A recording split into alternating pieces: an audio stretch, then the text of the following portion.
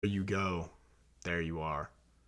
I heard this quote and it's had me thinking a lot that I've ran away from a lot of things in my life, whether that's relationships or environments, because I'm too scared of facing what my real fears are and what my real insecurities and pridefulness is. So I'd rather separate myself from the situation than feel those uncomfortable feelings or have the possibility that maybe someone perceives me a certain way or thinks about me in a certain aspect or sees who I don't want people to see. There's this idea of an avoidant attachment style, and I believe I would fall under that, and I might not know exactly the exact meaning of that, but in my relationships, I've always ran away before it gets too deep because I'm worried they'll see me in a certain sense and see me in a certain way, and they won't like who I am, and I'll get hurt from that. And I have a friend, a really close friend, who I can talk about this stuff with, and he's the exact opposite. He stuck with a girl way too long because he has that anxious attachment. He has that worry that no matter how bad they treat me, this is what I deserve. This is the love that I deserve. There's a movie that I love, Perks of Perks of Being a Wallflower. I feel like that's wrong, but it's a really famous movie.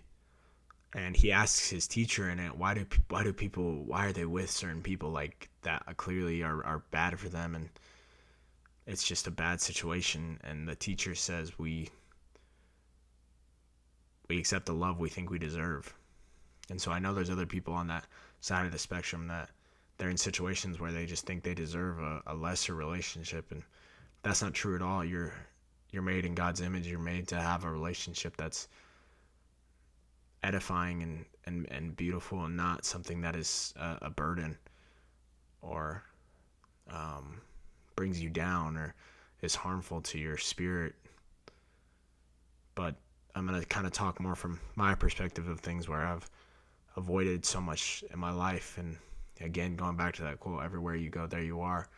Because what has it really left me? I'm still alone, and I still struggle with those insecurities and fears and those things. It's just I don't have to worry about anyone else seeing it. But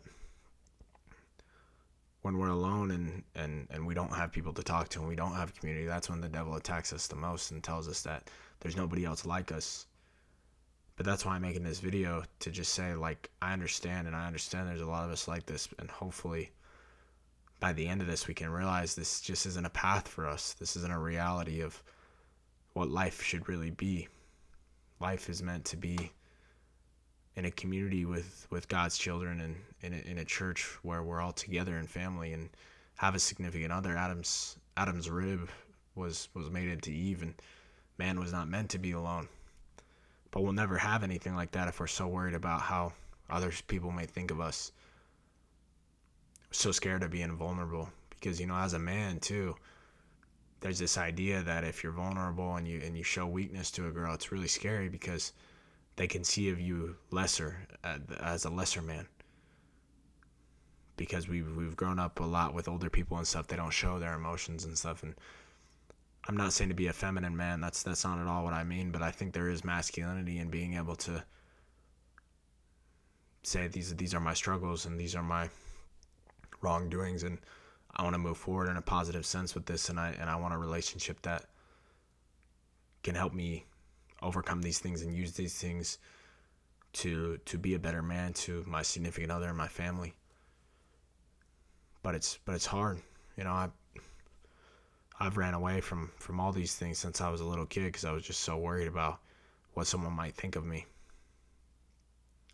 When in reality, there's only one person I should care what they think of me, and that's Jesus Christ, because He knows my heart. He knows what's written on my heart, on all of our hearts.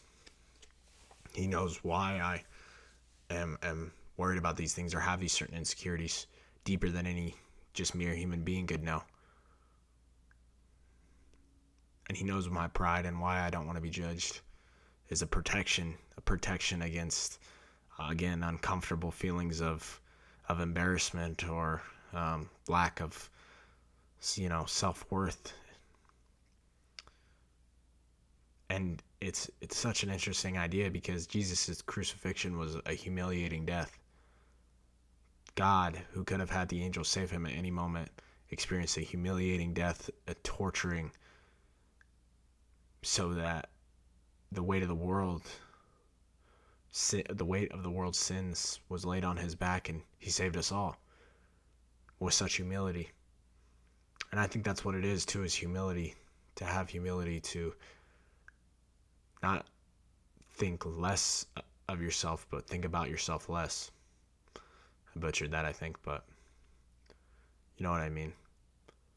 We can't be so worried what other people think about us, because in reality, we all have our own skeletons, our own worries. But if we can be real with each other, then we can build relationships off of who we are, because we all know those fake relationships where there's always a front, it never drops.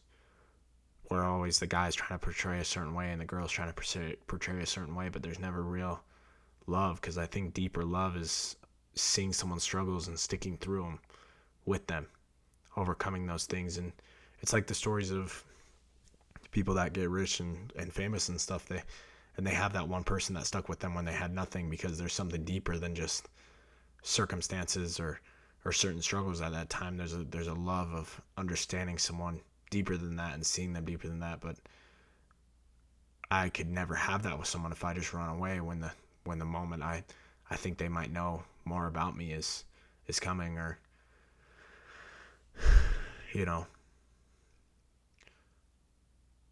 there's just no way we can continue on like this, because we have to face ourselves at some point, whether it's right before we die on our deathbed, right now, or 20 years from now. There's going to be a time where we have to face ourselves and say, these are my issues, these are why I struggle with these things, and lay it on the Lord's feet, lay our burdens on him, and say, now I move forward from here, and I be the best I can be for those around me, and the relationships I have are going to be filled with love and kindness and self-sacrifice and not selfishness. Because that's a worry too, to get into a relationship for selfish reasons, instead of getting into a relationship that's built on unconditional love. So I understand it might be tough. You might want to run away if it's a hard time in a relationship, or you're getting to know someone, or you have certain friends. But if there's anything I've learned so far in my short life so far, is that it leads nowhere. You're still stuck at night facing those same issues, facing those same demons, and this time you have no one there with you to talk to get advice from, to experience that unconditional love, where they may not even have answers, but a lot of times you just want to have someone around. Because that's what sucks about loneliness, is it's not even you want them for a transactional reason, but you just don't want to be alone. So let's just not run away from anything anymore. Worst thing that happens, if they see you a certain way and they want nothing to do with you, good riddance. You wouldn't want them anyways. You wouldn't want them anyways if they only want you for material things or your looks or whatever it may be. And this isn't to say like just you'll have bad stuff about you and you have to stay like that. It's not like that at all, because we all want to improve. We all want to get better.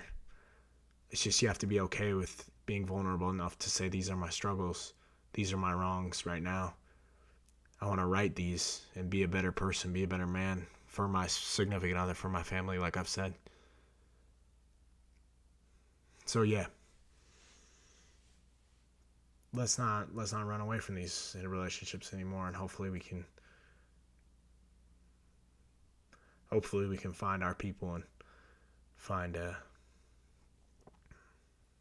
a way to have relationships that are in line with God's purpose for our life, and to not be some loners anymore. Thank you guys for watching.